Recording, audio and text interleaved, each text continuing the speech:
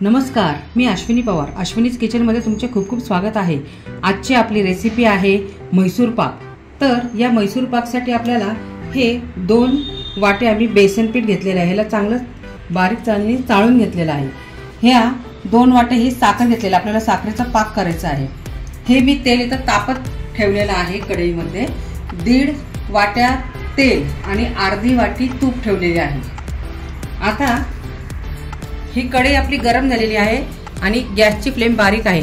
त्यामध्ये हे जे बेसन पीठ आहे ना ते 5 मिनिटं चांगलं आपल्याला परतून घ्यायचंय. आपल्याला म्हैसूर पाक करायची ना, त्यासाठी पूर्व तयारी करायची. हे मी 2 ताटं घेतलेले आहेत आणि यामध्ये मी असं साजूक तूप टाकलेलं आहे. तूप ताटाला मी हे लावून घेतो.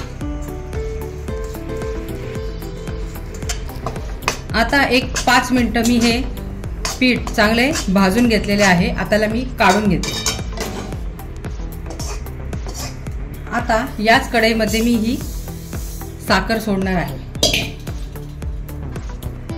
यात मी पाणी देखील सोडत आहे. 2 वाटी साखरेसाठी मी 1 ग्लास पाणी सोडलेले आहे. आता आपली ही साखर चांगली विरघळली की यात मी थोडेसे दूध सोडणार आहे आणि जे काळं काळं येतं ना ते मी काढून टाकणार आहे या साखरेच्या पाकात.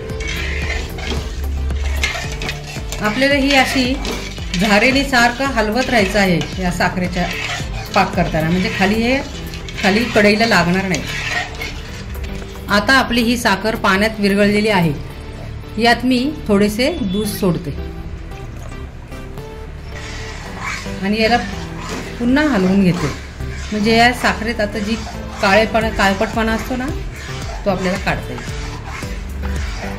हे बघा, आता ही साईडला जी मळी आलेली आहे ना आपल्याला ही काढून घ्यायची.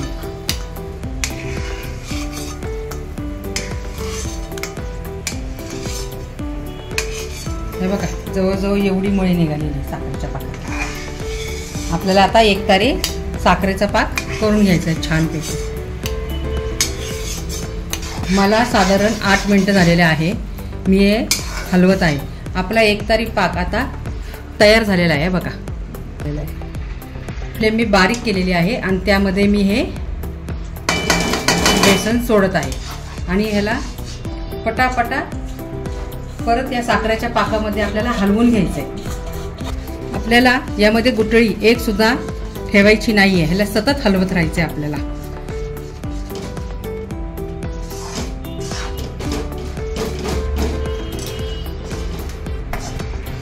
हे पहा, अशा प्रकारे मी सगळ्या गुठळ्या या अशा फोडून घेतलेल्या आहेत. आता आपल्या या म्हैसूर पाकाला ज्यावेळेस बबल यायला सुरुवात होतील ना तर आपल्याला यातलं हे जे कढईमध्ये मी हे जे गरम करायला तेल आणि तूप ठेवलेले आहे ना ते एक पळी घेऊन आपल्याला यात सोडायचं आहे. हे पहा, आता हे बबल्स यायला सुरुवात झालेली आहे.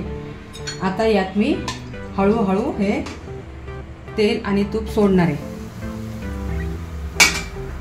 आणि ही प्रोसिजर करताना एकसारखं हलवत राहायचंय. गॅसची फ्लेम बारीकच ठेवायची आणि कुठेही जायचं नाहीये. एकसारखं याला असंच हलवत राहायचं आपल्याला. ही आपली आता ही मेन आपली स्टेप आहे या म्हैसूर पाकाची.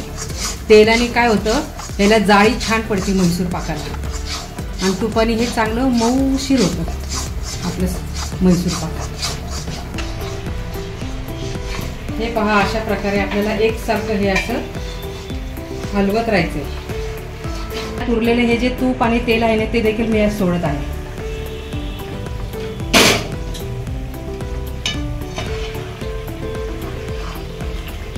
आता आपलं हे म्हैसूर पाक तयार झालेलं आहे. आता ह्याला मी ताटलीमध्ये काढून घेते. हे जे तेल आहे ना मी हे वाटीत काढून घेते.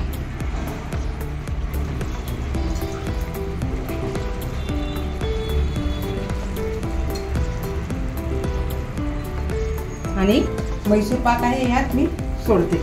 त्यामध्ये खाली मी शिस्तचे बारीक असं पूड करून टाकलेलं आहे.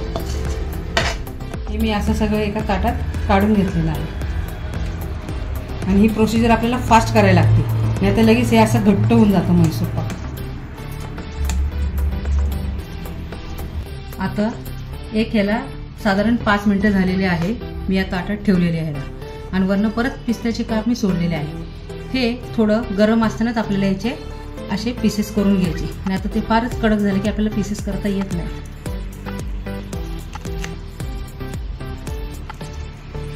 हे बघा, तुम्ही पाहताय आताच हे कडक व्हायला लागले हळूहळू.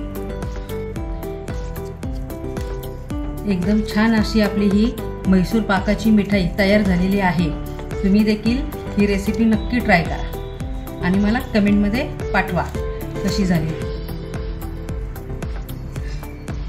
एक 15 मिनिटं आपण थंड होण्यासाठी ठेवायचं.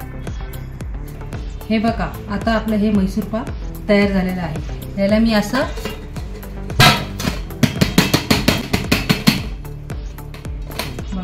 मस्त झालेले. हे पहा, हे अशा पद्धतीने आपले पीसेस निघतात, असे छान झालेले.